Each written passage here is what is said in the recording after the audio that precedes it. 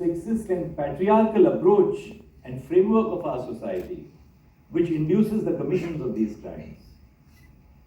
Our laws needed to address these concerns and obviate age-old issues like delays in the examination of witnesses, delays in the conclusion of trials, the overcrowding of prisons, and the issue of under-trial prisoners. The 248th report of the Standing Committee of the Rajya Sabha on the Bharatiya Sakshya Samhita of 10th November 2023 noted that the Indian criminal justice system has struggled to keep pace with the profound technological changes, our socio-economic milieu, and that these socio-economic changes have radically reimagined the way in which crimes manifest in society. The growing scope of technology and the new age crime which uses the digital landscape to create networks of collaborative units to commit crimes cannot be pinned to an investigative situs. Today's crime has no investigative situs, no physical situs. This has presented challenges in the investigation of crime, admission of evidence, and prosecution, as well as justice delivery. As a distinguished American jurist, Justice Oliver Wendell Holmes said, "In law in science and science in law, everyone instinctively recognizes that in these days, the justification of a law for us cannot be found in the fact that our fathers always have followed it. It must be found in some help which the law brings towards reaching a social end or a social purpose, which the governing power of the community has made up its mind that it wants." The newly enacted criminal laws have transitioned India's legal framework on criminal justice into a new age. Much needed improvements have been introduced to protect victim interests and carry out the investigation and prosecution of offences efficiently. The BNSS encompasses a holistic approach to deal with crimes in the digital age. It prescribes audiovisual recording of search and seizures, for instance in section 105, and the presence of a forensic expert at the crime scene for offences punishable with more than 7 years imprisonment in section 176(3).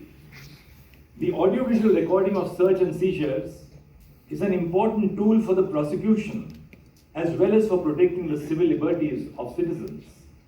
Very often in courts, we hear sordid stories of what happens in the course of a search and seizure operation, particularly under the Income Tax Act. The judicial scrutiny would safeguard the rights of citizens against procedural impropriety during search and seizures. Similarly, the presence of a forensic expert at the scene of the crime, which enhance the efficiency of the investigating team and allow for crimes to be decoded with the aid of the latest advancements in forensic technology. While we make strides in this direction, we must now confront the challenges of fulfilling the aims of the new criminal legislation. Detailed rules need to be formulated on the type of devices to be used for recording, incorporating the principles of natural justice, and lay down the consequences of not carrying out such recordings. Since I took over as the Chief Justice of India, and even before that when I was the chairperson of the E-Committee of the Supreme Court, which I continue to be, I have advocated for creating a natively digital court infrastructure. We have strategically and persistently worked towards creating technologically equipped court systems which can facilitate a citizen-centric and efficient mechanism from the filing of a case to its disposal. Recently, the Government of India has sanctioned a budget of 7,000 crores for the Indian judiciary as part of the e-court project. Our challenge was, in the first year, was that between November and 31st of March, we had to expend 850 crores to upgrade the hardware and software across India. I'm happy to inform you that we have been able to deploy hardware, software, and a whole list of technological changes covering 825 crores out of the 850 crores that were sanctioned for the first year.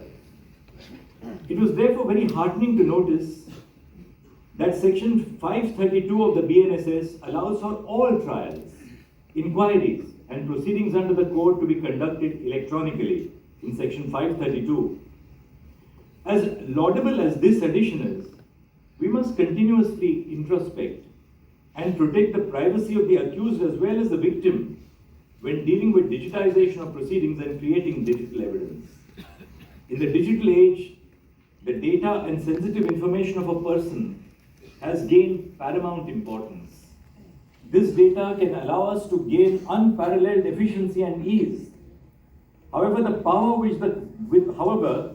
which comes with personal data puts a corresponding duty to make systems which are immune to penetration and leakage of data. In the courts, we confront the challenges of data leak every single day. The safety of a person, the stigma attached to an accused, the threat perception of a witness will be compromised if the privacy of the stakeholders is not protected by us. We must inspire public confidence in securing the privacy of our citizens to gain an overall efficiency and trust in the criminal justice system. Technology holds the key to a futuristic court system. It eases the court procedures for the litigants, court staff, and the judges. In particular, clauses 3 and 4 of Section 532 of BNSS allow for the examination of witnesses and evidence through the electronic mode. The access ushered in by this provision will impact the access of witnesses to the courts and reduce delays in trials on account of the absence of witnesses. While the new criminal laws create provisions which are synchronized to our times, we must also ensure that the infrastructure accompanying these procedures are developed adequately for the country to reap the benefits of the new legislation.